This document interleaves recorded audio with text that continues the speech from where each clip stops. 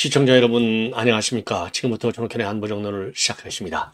자, 오늘이 뭐 이제 연휴 첫날인데요. 그럼에도 불구하고 뉴스들이 제법 많이 나오고 있습니다. 그래서 이번 시간에는요, 지금까지 나와 있는 뉴스들 중에서 이 NBS 매주 목요일 날 나오는 결과인데요. 이 NBS 여론조사를 보면은 윤 대통령 지지율은 떨어졌고, 그리고 이제 의미인 것 중에 하나는 수도권에서는 그래도 우리 국민의힘 지지율이 상당히 높다. 민주당보다. 그래서 수도권에서 싸움을 하는데 우리가 좀 불리하다. 이런 여론이 있는데 현 시점에서는 꼭 그런 것만은 아니다. 다만 이제 앞으로 이게 여론이 뭐 항상 바뀌니까요. 자, 어떻게 이제 바뀔지 모르겠는데 기본적으로 심판론이 지금 살아가고 있다. 이런 보도가 나오고 있습니다. 자, 그래서 NBS 여론조사 내용을 말씀을 드리겠고, 그 다음에는 이제 유창훈 판사와의 이 판결에 대해서 논란과 비판이 매일같이 계속되고 있습니다. 이제는요, 이 처음에는 뭐 이 정치적인 특정 이념에 사로잡힌 판사는 아니었다. 라고 얘기가 그런 이제 평가가 많았는데요. 지금은 이거 좌파 판사가 맞다. 그리고 심지어 어느 정도 얘기까지 나오느냐? 이거 뒷거래로 한 거 아니냐? 재판 거래를 민주당 쪽하고 한 것이 아니냐? 이러한 이 거래설까지 나오고 있어요. 그래서 그 실체를 여러분께 이제 또 분석을 해드리도록 하겠고요. 그리고 제가 심야 방송을 통해서도 이 간략하게 언급을 했는데 여러분들께서 굉장히 많이 보셨어요. 그래서 조금 더 자세하게 이게 법원 내규가 있는데요. 이제 뭐든지 내규가 있잖아요. 이게 제일 높은 게 이제 헌법이고, 그 다음에 법률이고, 그 다음에 시행령이고, 그 다음에 이제 내부 내규, 또 이 내부 규칙, 또 내부 지침 이런 게 있는데 일종의 뭐 지침보다는 조금 세다고 볼 수 있겠죠. 내규가 있는데 내규에 위반되는, 이번에 증거인멸과 관련해서요, 내규에 위반되는 행위를 했다. 그러니까 이것도 엄격히 따지면은요, 이런 게 이제 법률적인 개념으로 따지면 법 위반은 아니지만 사실상 법에 준하는 규정을 이 예규를 위반한 거예요. 그래서 제가 이거는 시민단체 또는 법조계에서 이거를 좀 고발해야 되겠다. 그래서 지금 제가 항상 얘기지만요, 판검사들에 대한 이 신분 보장이 지나치게 강하게 돼 있어요. 다른 공무원들에 비해서. 물론 이제 판검사의 그런 그 어떤 지위와 그리고 이제 하는 업무의 특성, 이게 다르죠. 과거 이제 독재 시대 때, 독재 정권 때 이 판검사들이 정치 권력에 의해서 휘둘려지는 거, 이거를 막기 위해서 법에 의한 철저한 보장을 했는데, 그러다 보니까 이렇게 이제 이 정치 이념 지향적인 이 편파 판결, 특히 김명수 체제하에서 노골적이지 않습니까? 그러다 보니까 이게 제대로 된 판결이 내려오지 않아요. 그래서 사법부에 대한 신뢰가 이제 완전히 다 흔들려지고 있는 상황이 아닌가. 이미 뭐 땅에 많이 떨어졌죠.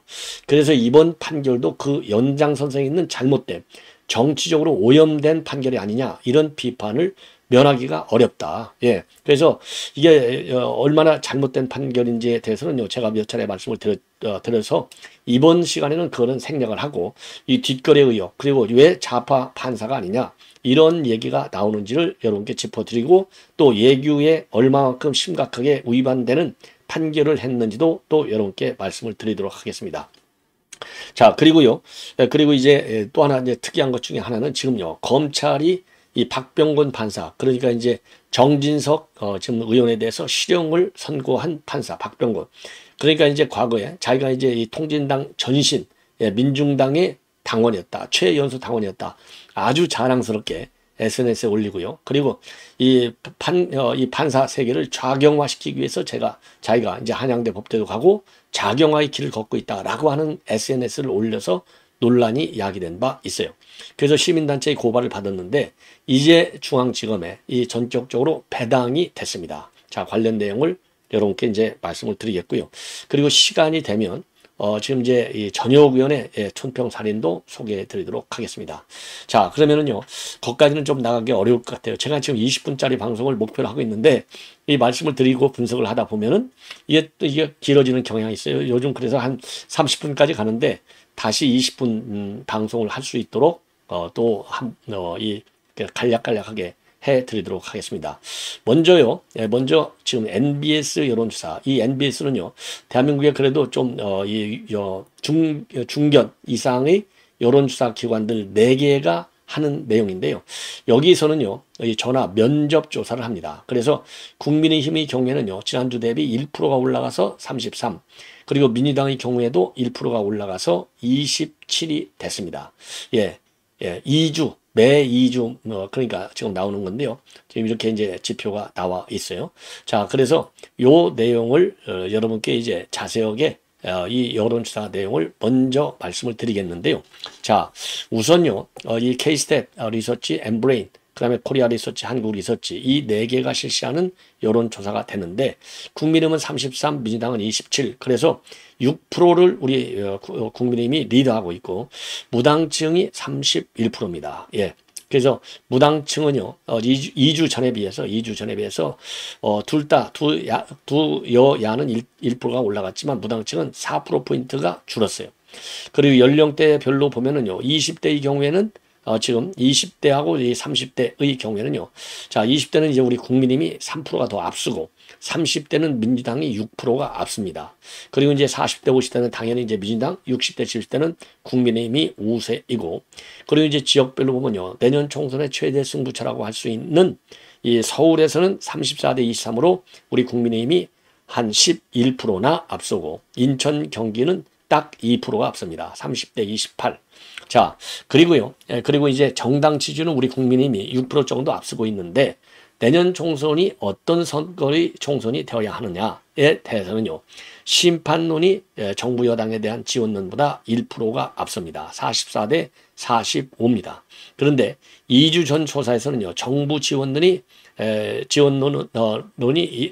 45, 그리고 견제론은 40이에요. 그래서 이번에는 견제론이 무려 5%나 올라갔다고 하는 점이 상당히 특이한 거 아니냐. 그리고 서울의 경우에는요. 견제와 지원이 똑같이 45. 인천, 경기는요. 이 지원론이 48대 견제가 44. 그래서 조금 앞서고 있는 상황입니다. 자, 그리고 윤 대통령의 지지율은요. 34%로 지난 조사의 37%에 비해서 3%포인트가 하락을 했습니다. 예, 그래서 잘하는 요인은 이 결단력과 이 공정, 이런 거를 잘하는 요인으로, 그리고 이제 부정적으로 보는 잘못한 점은 독단적이고 일반적인 점, 이런 것들을 지금 하고 있어요. 그렇게 이제 분석을 하고 있습니다. 자, 그래서 이런 이제 변화와 관련해서는요, 이 추석 민심이 굉장히 중요하고, 이게 이제 내년 총선까지 직접적으로 연결되기에는 좀 시간이 많이 남아 있잖아요. 그래서 가변성은 아직도 상당히 이제 클 수가 있는데, 이 추석 민심에서 과연 어떤 민심이 표출되느냐.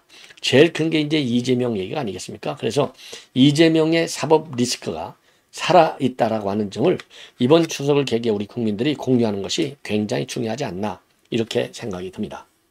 자, 그리고요. 이제 이러한 상황에서 지금 이 유창훈 판사에 대한 논란이 계속되고 있습니다. 그래서 유창훈 판사와 관련해서는요. 지금 이제 최근에 나온 얘기 중에 제일 우리가 눈여겨봐야 할 대목은 바로 이 법원이 지금 가지고 있는 예규에도 맞지 않다.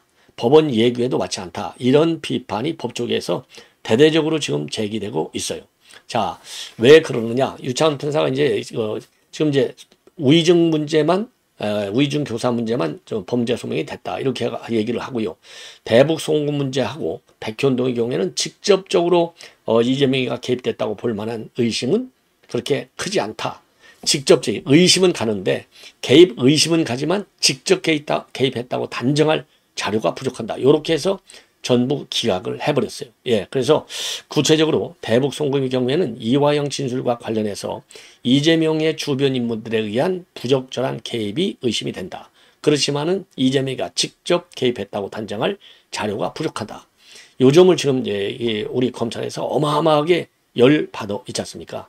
아니, 칼자루를 꼭 쥐어줘야만이 직접 개입이라고 볼 수가 있겠느냐? 이런 얘기가 지금 나오고 있는 거예요. 자, 그리고요. 그리고 지금 이제 이게 그다음에 이제 또 하나는요. 이거 개입 이거 확실하잖아요. 이미 검찰에서 여러 차례 검찰반 뉴스를 통해서, 왜냐하면 이화영 부인이 직접 개입을 해가지고 변호인을 사임시키고 법원에서 큰 소리를 치게 하고, 그리고 또 이화영으로 가짜 옥중 편지를 쓰게 만들고, 이게 전부 이재명이 지령을 받아갖고 한 거 아니겠습니까? 이재명이와 이러한 이화영 부인의 핸드폰 번호, 그리고 이제 용인의 이우일 지역위원장, 이거를 갖다가 신국장한테 이재명이가 직접 받았고, 그 문자까지 가지고 있는데 직접 개입 증거가 부족하다고 영장을 기각했어요. 그러니까 이게 지금 바로 요 대목이 많은 논란을 야기하고 있는 겁니다. 자, 바로 이런 점이 지금 법원이 체포하고 구속할 때 이 절차, 법원이 이제 체포, 구속 등의 절차에 적용하는 인신구속 사무에 인신구속 사무 처리에 관한 예규가 있는데, 인신구속 사무 처리에 관한 예규에 바로 이러한 지금 유창훈 판사의 판결 내용이 맞지 않다는 겁니다. 그러면 이 예규 48조 이 3호하고 4호가 있는데 여기에 정면으로 위배된다는 거예요. 그래서 구속영장 발부 여부를 결정할 때 중요한 것 중에 하나가 증거인멸이잖아요. 그래서 증거인멸 염려가 있느냐 없느냐 이 판단 기준은요, 피의자 측에 의해서, 즉 이재명 측에 의해서 증거를 인멸하는 것이 물리적으로 사회적으로 가능한지 여부, 그 3호, 이게 이제 48조 3호예요. 이미 가능하잖아요. 왜냐? 지금도 증거인멸을 하려고 많은 시도를 했다는 거 하는 것이 검찰에 가지고 있는 내용이지 않습니까? 그 다음에 이제 4호는 뭐라고 되어 있냐면요, 그런 증인에 대해서 영향력을 행사할 수 있느냐. 당연히 영향력 행사했죠. 일당의 지금 당 대표고, 그리고 자기 대선을 노리는 대선 참여적인 후보고, 이 미래의 권력인데, 어느 누가 너 좀 증거 좀 인멸해. 아니면은 증언을 갖다가 좀 바꿔서 해. 이렇게 하면 안 들을 사람이 몇 명이나 되겠냐 이거예요. 그래서 피의자 측, 즉 이재명 측에서 피해자를 비롯한 증인에 대해서 어느 정도의 압력이나 영향력을 행사할 수 있는지 여부, 이게 4호로 규정돼 있어요. 48조 4호. 요 두 48조 3호와 4호를 위반했다. 이렇게 지금 법조계는 보고 있는 겁니다. 자, 그래서 지금 법조계에서의 비판을 보면 말이죠, 법원 예규상으로도 즉 이재명이가 피의자가 아니라 피의자 측의 증거인멸이나 그 다음에 증인에 대한 압력 행사 여부가 판단 기준인데, 피의자 주변 인물에 의한 부적절한 개입을 의심할 만한 정황이 있다 이렇게 인정하면서도 증거인멸 우려가 없다 이렇게 기각한 것은 그 자체로도 모순이고, 이거는 예규에도 맞지 않다. 이건 지금 검찰에서 그래서 부글부글 끓는 거 아니겠습니까? 요렇게 지금 법조계가 지금 들고 일어나고 있다라는 말씀을 드리고요. 자, 그리고서 이제 또 하나, 지금 이제 유창훈 판사가 결정적으로 지금 잘못한 것 중에 하나가, 이 사람이 이제 뭘 강력히 이제 영장 기각을 이유로 세웠느냐? 바로 현직 야당 대표라는 점입니다. 그래서 이재명이가 정당 현직 대표로서 공적 감시와 비판의 대상인 점을 감안할 때 증거인멸의 염려가 있다고 단정하기가 어렵다. 이게 말이나 됩니까? 당 대표하면서 경기지사하면서 이게 전부 다 그 증거를 인멸하려고 하는 시도가 얼마나 많았냐 이거예요. 압박을 가하고 말이죠. 그래서 검찰은요, 이재명이가 거대 야당의 대표로서 자신의 사회적 영향력을 이용해서 사건 관계자를 회유하고 협박할 수 있다고 했는데, 법원은 반대로 당 대표이기 때문에 증거인멸 우려가 적다고 한 건데, 이게 도대체 이게 말이나 되는 거냐? 그래서 이 얘기는 뭐냐? 지금 법조에서 영장을 기각하는 데 있어서의 정치적 고려가 있었다는 것을 스스로 인정한 것이나 마찬가지다. 그래서 이 판결이 지금 문제가 많다. 이러한 비판이 지금 제기되는 겁니다. 그러다 보니까 지금 신평 변호사는 뭐 여러분들 잘 아시다시피 과거에 문재인 캠프에서 중요한 위원장직을 수행했고요. 이번에 이제 윤석열 캠프에서도 윤석열 선거에서도 굉장히 중요한 막후 역할을 했다는 거 아니겠어요? 그래서 자칭타칭으로 윤석열 대통령의 이 멘토다 이런 얘기까지 나와 있는 사람인데요. 이 신평 변호사 가끔 이제 이 설화에 휩쓸린 적이 여러 번 있었죠. 자, 그런데 지금 이 사건과 관련해서 뭐라고 얘기하고 있는지가 굉장히 중요해요. 왜냐하면 바로 신평 변호사가요, 이 법관 제2명 제도를 시행하는데 제1호로 탈락을 당한 사람이에요. 그래서 지금 이제 신평 판사의 주장을 보면은요, 재판 뒷거래가 있을 가능성이 크다 이렇게 지금 보고 있어요. 그래서 자, 신평 변호사의 이제 얼굴이 뭐 여러분들 많이 아실 거예요. 이분 뭐 활동을 요즘 많이 하시니까. 그래서 지금 말이죠, 이 신평 변호사가 이 페북에 글을 올린 것이 지금 언론에 이제 회자가 되고 있는데, 그만큼 이 SNS 글이 비록 이제 사인에 의한, 그러니까 공직을 받지 않고 있는 사인 즉 신평 개인의 의견이지만, 이거를 보면요, 뭔가 뒷거래가 있는 것이 아니냐라고 하는 의혹을 버릴 수가 없어요. 그래서 지금 이 신평 지금 이 SNS 글이 과연 이게 뭐냐, 이런 지금 의혹이 제기되고 있는 겁니다. 자, 그래서 지금 이제 이게 굉장히 길어요. 굉장히 길게 되어 있어요. 지금 이 SNS 글이 굉장히 긴데 요거를 보시면 쭉 이제 눈치가 뭐냐 여기에 대해서 이제 글이 아주 빽빽하게 나와 있습니다. 이 눈치. 그래서 눈치와 재판 이런 이제 글이 올라와 있는데 요거를 제가 이제 판사의 눈치에는 여기 보면 세 가지 카테고리가 있다는 겁니다. 우선은 사적인 이해관계가 걸린 눈치 보기고, 그래서 개인적인 부탁을 받았을 수도 있고 법원행정처 이런 이 고위 법관의 청탁이 받을 수도 있고, 그리고 행정부 부탁이 또 내려올 수도 있다 이겁니다. 이게 이제 개인적으로 볼 수 있는 첫 번째 눈치가 된다는 거예요. 예. 자, 그래서 지금 이제 요거와 이제 관련된 내용을 여러분께 이제 좀 자세하게 제가 말씀을 드리겠는데요. 자, 그래서 이제 이 세 가지 경위를 가지고 있는데 이 세 가지 눈치 보기가 바로 개인의 어떤 정치적인 배팅하고 연결된 것이 아니냐. 이러한 의혹을 제기하고 있습니다. 자, 그래서 이 판사의 눈치는 이제 세 가지, 아까 말씀드린 대로 제일 먼저 중요한 것이 사적 이해관계가 걸려있는 눈치 보기. 두 번째로는 판사 자신이 속한 사회의 공익을 고려한 과감한 판단도 일종의 눈치 보기다. 그리고 이 1, 2번 두 가지가 이 교묘하게 혼합된 경우로 사익과 공익의 주의가 얽힌 거, 이 세 가지가 될 수 있다는 겁니다. 그래서 신평 판사의 생각은 뭐냐? 유창헌 판사 이번 영장 기각이라고 하는 것이 위 세 가지 중에 어느 눈치 보기에 해당할지는 알 수 없지만 두 번째 유형인 제1야당의 대표를 섣불리 구속하는 것은 헌법의 이념에 반한다는 소신으로 기각한 것이기를 바란다 이거예요. 그러니까 이 헌법 이념에 반하는 섣불리 구속하는 거지. 일당 대표니까. 이런 소신이라고 보는 게 좋겠는데 그게 아니고 뭔가 사적인 이해관계가 있을 가능성이 더 크지 않느냐. 예. 왜냐? 이렇게 보고 있어요. 그래서 현재 의회를 지배하고 있고 또 유창헌 판사의 생각에 보면 압도적 미래의 권력으로 떠오를 수 있는 민주당 쪽으로 과감하게 정치적 배팅을 한 것이거나 또 고위 법관 등의 부당한 재판 개입에 순응한 것이 아니기를 바란다. 순응한 것일 가능성이 많다. 이 얘기나 마찬가지잖아요. 그래서 이제 공은 정부 여당으로 넘어갔고 정부 여당은 좀 더 개방적인 자세로 야당과 협치를 하고 콘크리트 반대층의 불만을 가라앉힐 수 있게 더욱 융화적이고 공감적 의사소통을 실현하는 쪽으로 나아가는 것이 좋겠다. 이러한 어드바이스를 지금 하고 있습니다. 자, 그래서 지금 신평 변호사의 이러한 SNS 글이 상당히 이제 또 의미가 있는 것이 아니냐. 왜 그러냐면요. 지금 민주당에 그런 사람들 많잖아요. 블랙리스트, 이탄희 판사, 이런 사람들 민주당한테 정보 대줘갖고, 비례대표로 딱 들어간 거 아니겠어요?